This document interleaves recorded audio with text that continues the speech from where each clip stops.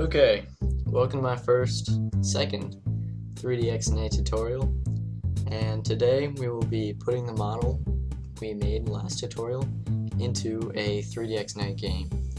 So first, we'll open up with Visual Studio, and now we're going to create a new project so we can add our model from last tutorial into an actual game. So I'm going to assume you guys have already installed XNA Game Studio. I'm sure there are tons of tutorials online that other people have made. I don't think I need to make one, unless you really want me to, but just put a comment below and I'll see it if you want me to make one. Okay, so what I'm going to do is I'm going to make a Windows game, and it's pretty much the same thing as an Xbox 360 game. It just, this runs on, you can debug it on the desktop. So I'm going to choose that, and I'm going to call it XNA tutorial number 2. Okay, well, I can't use number. There we go. Alright, creating project. Cool. So basically I have all these comments. I don't care about them. You can delete them, you can read them, you can do whatever you want with them. Pretty helpful when you're just starting out. That was basically what I did when I first looked at this. Pretty self-explanatory, I think, but yeah. Just gonna quickly get rid of all these.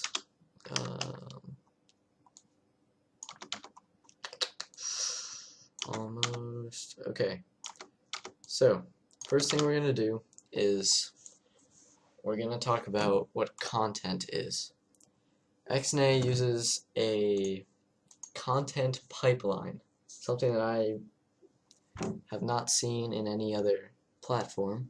So, basically what they do is they just make it a lot easier for the system to import not libraries, but things you want to put in your game.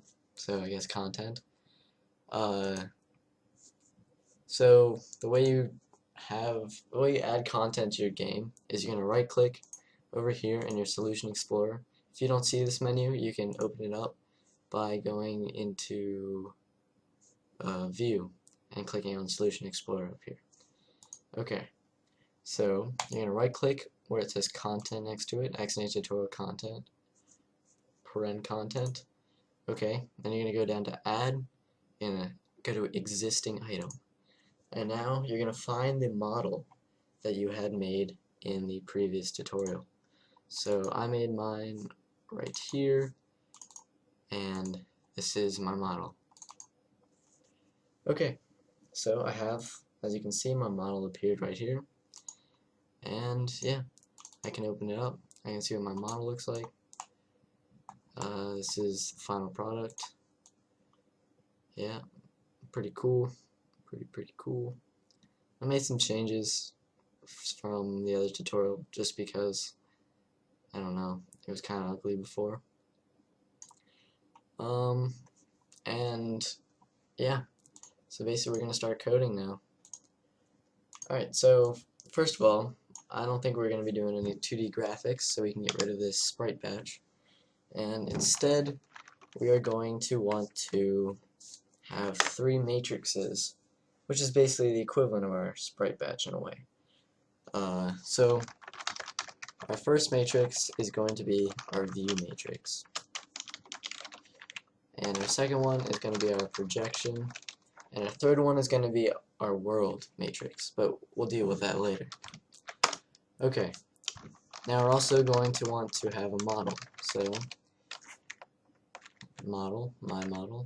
Okay, so now in here, when you want to initialize everything, I put all my initializations right here, and over here, I guess you can do it here too, but this is where you load all your content. So your content manager variable can be accessed here. So content.load model. Okay, so this is basically how you're going to load your model. You're going to set your model variable to your content manager, and it's going to load this type. It's going to load a model of this type, and you have to give it a name. Now, we may have saved our models with different names. My model is called car.fbx, but when you're using content pipeline, you can just get rid of the fbx and the dot, and you can just say car, and that'll make it, and that'll work fine. If you do have the fbx, it will create an error, so if you're confused about that for any reason, now you know. And I'm also going to initialize my view matrix,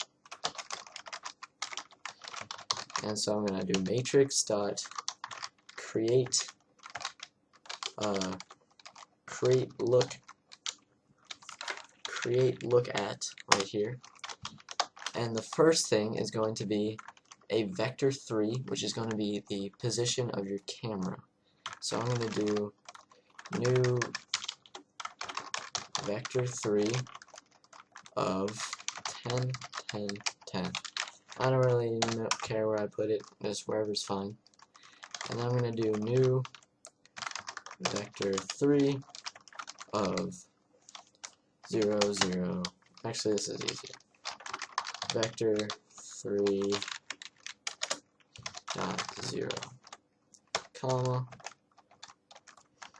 vector 3 dot up. Okay, so basically, I just created the position of my camera. So it's gonna. This is where the user is gonna be looking from, and I just created where the player is going to be, or the object is going to be, and I just said it's going to be looking at the point 0, 0, and the direction it's facing, so I know that the camera isn't twisted in any way. You just say vector 3 dot up, and it just makes it face straight up. So now we're going to do our projection matrix. So we're going to do the same thing, matrix dot, then we're going to do create respective field of view. So the first thing is we're going to want to have an angle of view, so, or a field of view, yeah, and it's going to be in radians. So I guess you can either do it in radians, or you can do math helper dot 2 radians, however many degrees you want, and convention is usually 45. I don't know. You can look up any number you want online. Now you want to find your aspect ratio, and that's basically your ratio of the height and width of your screen. So you can get that from doing graphics dot graphics device dot viewport dot aspect ratio, and then you can do the last two, which is the near plane distance and the far plane distance, which is basically if it's rendered, whether or not the objects are rendered, if it's this close or if it's that far away. So it basically puts bounds on how close and how far. So I, in general, just do these same numbers, 0.1 to 1000. It works well for me. Yeah. So I'm pretty sure that when you're using Content Manager, you do not need to unload content. It does it automatically. So I do not believe you have to worry about any RAM issues when you're dealing with this. But I guess if you want to be safe, you can always do model dot content dot unload, and you can dispose everything. Alright, so yeah, gotta do that. So first of all, I don't really like this cornflower blue. I'm sorry if it's your favorite color or something, but I just go with black. It's just easier, not as distracting. So this next step, for each model mesh in model.meshes for each what is it? Basic effect in mesh.effects. And then this is where all your good stuff is going to be. You're going to do mesh.draw. You're going to do effect.world is equal to, we'll do that in a sec. We'll do effect.view is equal to your view matrix that we made earlier. Your effect.projection is equal to your projection matrix. And now we're going to add some lighting, and I just do the effect.enable default lighting. It looks good, I think, and yeah, it's pretty easy to do. So now we're going to do our effect.world. Before we do that, actually, we need to have a matrix of bone transformations. Okay, so here we're going to do bone transformations is equal to new matrix of that. Okay, so model.copy absolute bone transformations 2 bone transformation. There we go. And the error should go away. So you do the matrix of model.bones.count. Okay. So now this is where it gets interesting. So this is where you're going to be doing all your transformations, such as scale, rotation, position, transformation, if you want to be correct. So bone transformations of mesh.parentBone.index, and that is going to get you the matrix of your bone. So it's basically just going to put it on the screen at the position where you had initially designed your model to be. So we're just going to see if this worked, and I am expecting an error, and then I will show you how to fix this error as soon as I see it appear. Well, yes, here we go. As you can see,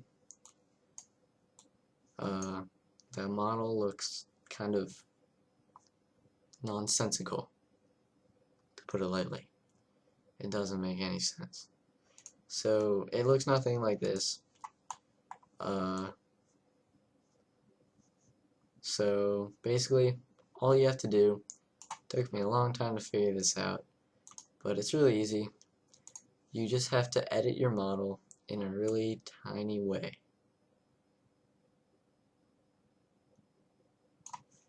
And sure, that's fine. And now you can come back here, and when you render it, it will look normal, I think. Yep. Okay, so there's my model. It looks kind of skinny, but I don't feel like changing it too much. So yeah.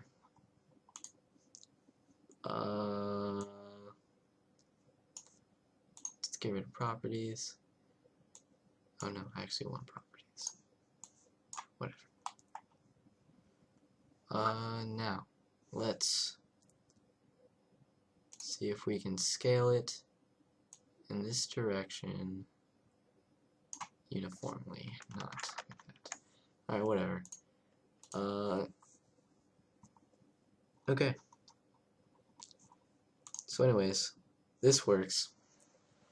Now, as you can see, what's kind of annoying is that the mouse doesn't stay visible. As soon as it intersects, the box becomes invisible. So that's a pretty easy fix.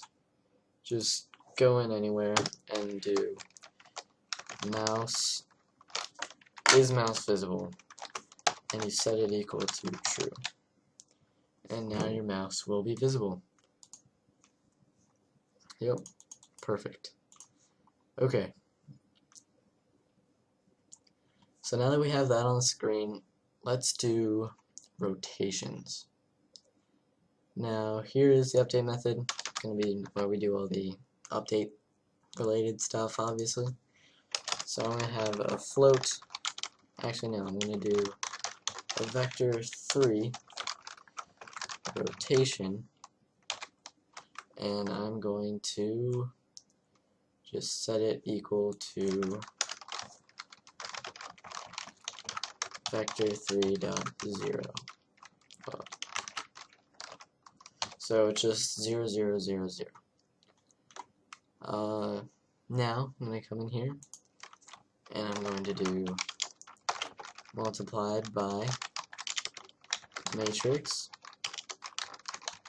dot create rotation x of rotation dot x times matrix dot create rotation y of rotation dot y multiplied by matrix dot create rotation of z multiplied by of rotation dot z.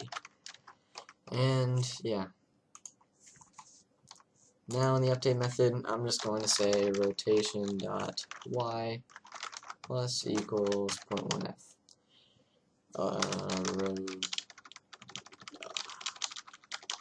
semicolon. Okay, so there we go, rotating model. Now let's say we want to make the model larger. It's pretty easy. You just do matrix dot create scale, and you input your scale right here. So I'm just gonna double its size, and here's its new scale. Now it's larger. Alright, so now I guess I'll do create translation. Or no, it's pretty self-explanatory. For create translation, you just do matrix.create translation, and then you put in your vector3 position. I think that's it for this tutorial, guys.